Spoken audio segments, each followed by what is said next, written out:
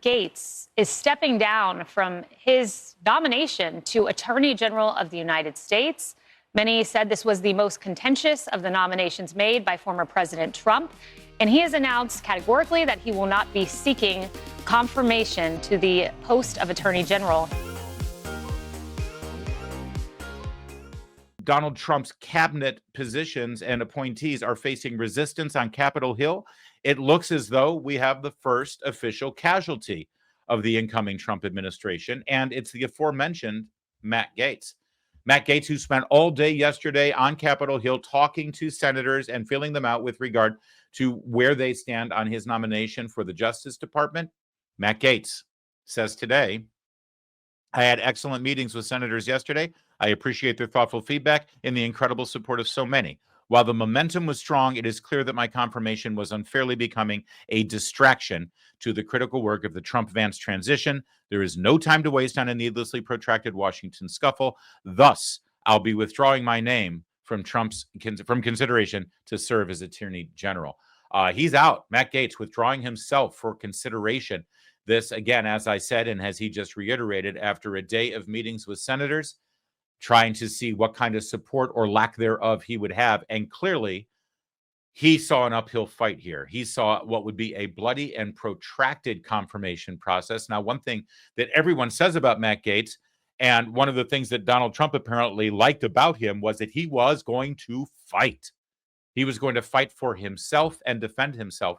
Somewhere over the course of the last 18 hours, he has either come to the realization or he has been advised that that fight would quite probably be a losing one and cause much more damage to himself and to the incoming administration than anyone foresaw. And so it's official now. Matt Gaetz has withdrawn his name from consideration. He said Trump's DOJ must be in place and ready on day one. He continues on saying, I remain fully committed to see that Donald J. Trump is the most successful president in history.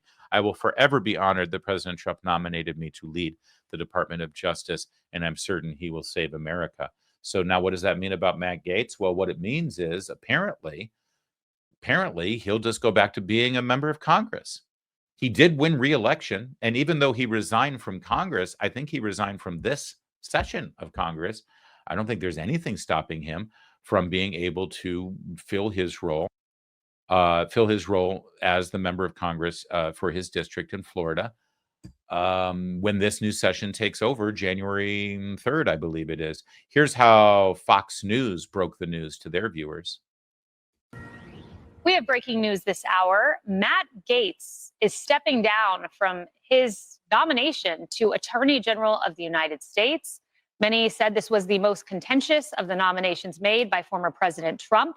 And he has announced categorically that he will not be seeking confirmation to the post of Attorney General. Here are his words. I had excellent meeting with senators yesterday. I appreciate their thoughtful feedback and the incredible support of so many. While the momentum was strong, it is clear that my confirmation was unfairly becoming a distraction to the critical work of the Trump-Vance transition. There's no time to waste on a needlessly protracted Washington scuffle. Thus, I'll be withdrawing my name from consideration to serve as Attorney General. Trump's DOJ must be in place and ready on day one. I remain fully committed to seeing that Donald J. Trump is the most successful president in history. Look, Griff, this was quick. I mean, the appointment came. All right. Well, thank you, Fox News, for the alert. But I'll be honest with you, I think I did it better. Love you, Kaylee.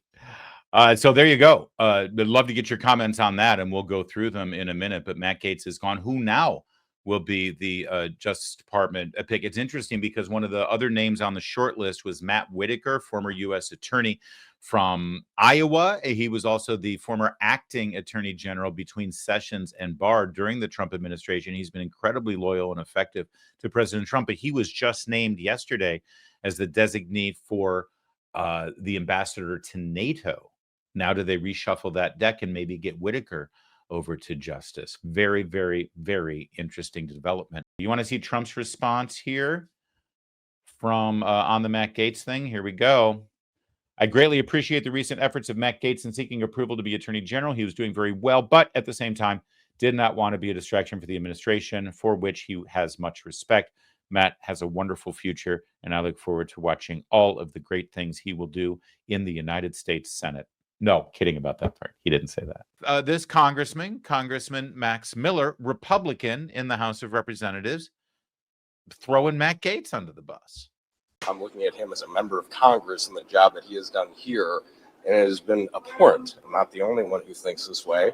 I just say the quiet part out loud, and I wish other of my colleagues would have the same courage to do so. But him as a member of Congress should not be the most powerful law enforcement individual in our country, and everyone knows it, and he's not going to get confirmed. And so this is solely based off of his job as a member of Congress within this body that has caused more harm, made us spend more money, has put us in more paralyzation than any other member. All right, so a couple things here. First of all, paralyzation is not a word. So, think this through before you make your public statement. Secondly, I don't know Congressman Miller. I don't know Congressman Gaetz. But I do know this. Most of the members of the House majority hate Matt Gaetz. And it has nothing to do with these unfounded rumors, or at least unsubstantiated rumors, I should say more accurately. It has nothing to do with his personal behavior and whatever, proclivities may be in his closet. And frankly, it has nothing to do with his ability as a lawyer or even his ability to run the Justice Department. No, they hate him because, well, he threw a wrench into the machinery during the last session of Congress when he challenged and called for a vacating of the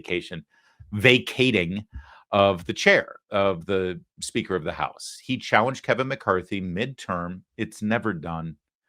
He used that power that was written in to basically throw the entire House caucus into turmoil. And Kevin McCarthy miscalculated, by the way. We had a video on it the day it happened. Kevin McCarthy thought that former Speaker Pelosi, and the Democrats were going to save him, and they didn't. They threw him under the bus, which, by the way, I mean, as much sympathy as I may have for Kevin McCarthy, that was his strategy at the time. Well, if they challenge me, Pelosi will have my back. Okay, you know what? You deserve to lose the gavel if that was your strategy. They hate him for that. They hate him because a lot of the people who are Republicans and the members in the House of Representatives are there because Kevin McCarthy raised a ton of money for them and campaigned for them, sometimes even recruited them. And they hate Matt Gaetz for betraying the guy who got him there. And listen, I think loyalty is good. I like loyalty, but don't mistake what Miller is doing here for any sort of, moral, legal, or political stance against the idea of Matt Gaetz being Attorney General. This is personal, and it's politics. And when politics becomes personal, boy, it gets ugly. And so that's what Miller's done. Here's the thing, though.